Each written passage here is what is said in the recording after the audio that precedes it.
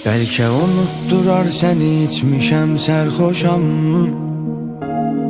Səni soruşanlara deyə bilmirəm unutmuşam. Yanağımdan axan yaş sənsən ağlama. Mən ikimiz üçün də ağlamışam.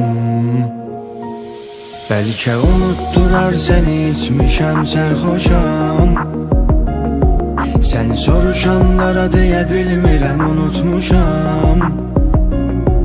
Yanağımdan axan yaş sənsən ağlama. Mən ikimiz üçün də ağlamışam.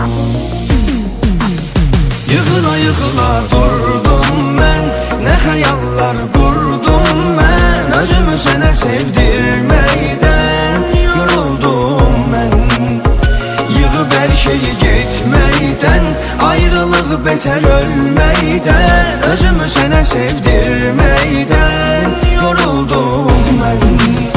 Yıxıla yıxıla durdum mən, nə xəyallar qurdum mən. Özümü sənə sevdirməkdən yoruldum mən. Yığıb hər şeyi getməkdən, ayrılıq betər ölməkdən. Özümü sənə sevdirməkdən yoruldum mən.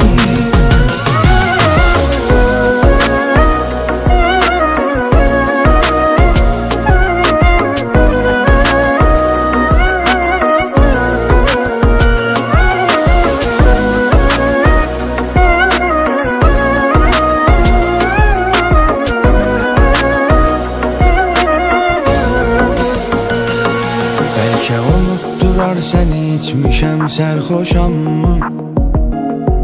Səni soruşanlara deyə bilmirəm unutmuşam. Yanağımdan axan yaş sənsən ağlama. Mən ikimiz üçün də ağlamışam.